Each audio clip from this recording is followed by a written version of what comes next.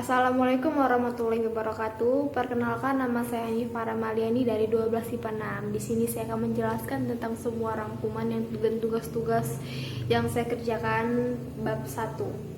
Yang pertama adalah peran-peran kemerdekaan. Peran-peran kemerdekaan itu ada Insinyur Soekarno dan Muhammad Hatta. Terus ada Sultan Hamengkubuwono yang memiliki perannya menyatakan Kesultanan Yogyakarta sebagai NKRI dalam Lumat tanggal 5 bulan 9 tahun 1945. Sebelumnya Belanda menawarkan menjadi Raja Rawa jika tidak bergabung dengan NKRI. Peran yang kedua adalah mengeluarkan Maklumat Nomor 5 tahun 1945 pada tanggal 26 bulan 10 tahun 1945 yang berisi tentang mobilitas gerakan rakyat untuk ikut mempertahankan kemerdekaan. Menurut upaya untuk mempertahankan kemerdekaan Indonesia harus dilakukan bersama-sama dengan NKRI.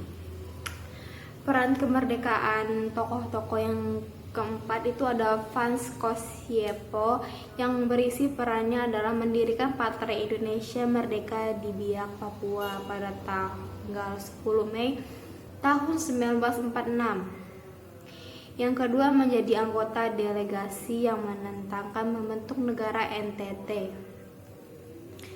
Dan saya akan menjelaskan siapa aja tokoh-tokohnya. Selain yang tadi itu ada Jenderal TNI Gatot Subroto, Laksamana Madya TNI Yosudrojo, R.A. Kartini, Jenderal Sudirman, Pangeran Diponegoro, dan Ki Hajar Dewantara. Materi yang kedua itu ada menganalisa peristiwa desintegrasi di Indonesia.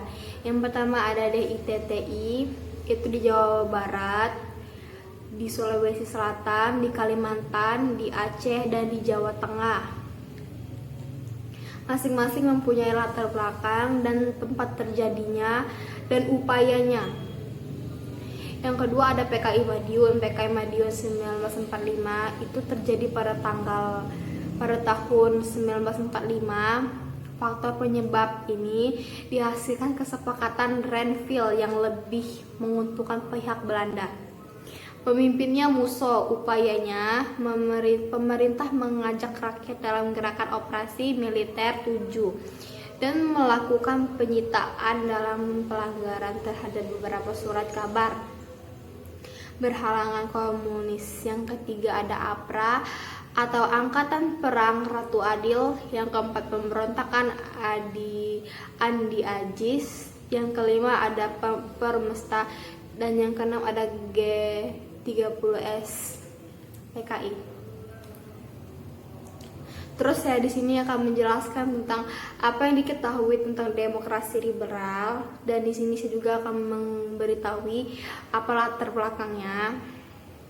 Jadi, demokrasi liberal itu adalah sistem politik yang menganut tentang suatu kebebasan pada seseorang yang dilatar belakangi pada pertama kali dinyatakan pada abad pencerahan dari penggagasan teori kontrak sosial. Semasa Perang Dingin, istilah demokrasi ini latar belakang dengan komunis republik rakyat. Nah, bagaimana kebijakan pemerintah dan kehidupan bangsa Indonesia masa pemerintah menggunakan sistem demokrasi liberal dalam bidang politik? Itu dengan cara menggunakan keadaan politik Indonesia selama pelaksanaan demokrasi liberal pada tanggal 17 Agustus tahun 1950 sampai tanggal 5 Juli tahun 1945, penuh dengan pertentangan antara partai sehingga menimbulkan kekacauan di berbagai sektor kehidupan masyarakat Indonesia. Yang kedua ada ekonomi. Ekonomi itu kondisi ekonomi pada masa demokrasi liberal. Ini banyak permasalahan seperti tingginya jumlah mata uang yang beredaran dan meningkatnya biaya hidup. Yang sosial itu ada keadaan yang serba tidak stabil. Rakyat merasa tidak puas karena terjadi kesenjangan sosial. Yang keempat itu ada budaya. Perkembangan pada zaman budaya. Di bidang budaya ini demokrasi liberal masih tetap fokus untuk menyemurtakan bahasa Indonesia. Yang kelima adalah pertahanan dan keamanan. Pertahanan dan keamanan ini terjadi karena beberapa pemberontak seperti PKI Madiun, pemberontakan DI atau TTLI, dan Permesta. Terus di sini saya akan melanjutkan tentang latar belakang mengeluarkan dekret Presiden 5 Juli 1945. Nah, latar belakang dari dekret ini Presiden 1945 dilatar belakangi oleh kegagalan Badan Konstituante untuk menetapkan UUD baru sebagai pengganti UUD 1950. Dan isi dekret ini adalah dibubarkan Konstante. Terus yang kedua, diberlakukan kembali UUD 1945. Yang ketiga, tidak berlakunya lagi UUD 1950. Yang keempat, dibentuknya Majelis Pemusyawarahan Rakyat Semesta atau MPRS. Yang kedua, menganalisa kebijakan pemerintah pada masa demokrasi terpimpin dalam bidang politik. Di dalam bidang politik itu ada pembentukan MPRS, ada pembentukan DPR-IGR, ada pembentukan DPAS, pembentukan kabinet kerja, dan pembentukan Fond Nasional. Yang di ekonomi itu kebijakan pemerintah lainnya dan deklarasi ekonomi atau dekan. Di budaya itu ada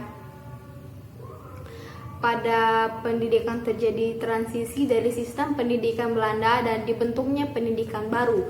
Yang kedua, pada media terjadi nasional persamaan Belanda dan perkembangan persamaan di Indonesia.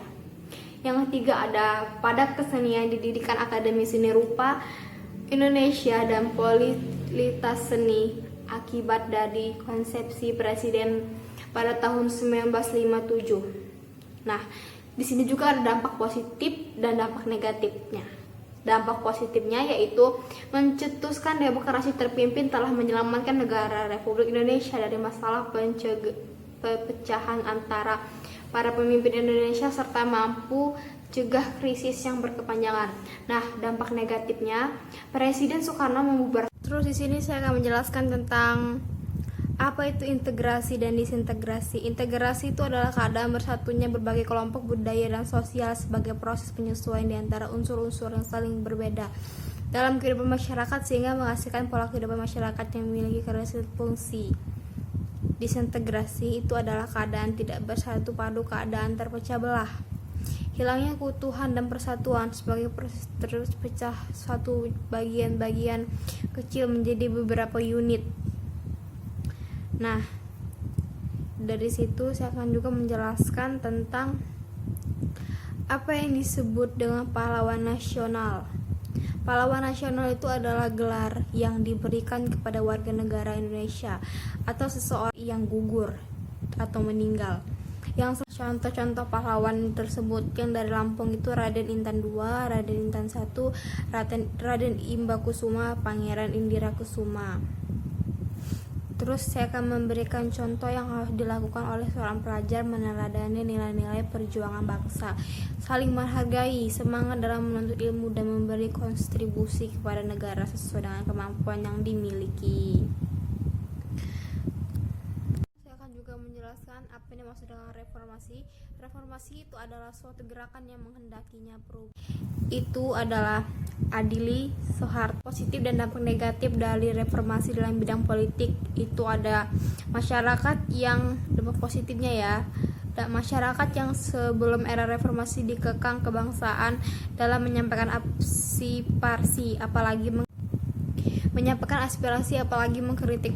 Latar belakang terjadinya reformasi itu pelewengan dan perlakuan tidak adil pada era Orde Baru. Ketidakadilan tersebut terjadi di berbagai bidang yaitu politik, hukum, dan ekonomi, di mana semua bidang terjadi korupsi, kolusi, dan KKN sehingga pemerintah masa Orde Baru dinilai tidak sesuai dengan Pancasila dari UUD 1945.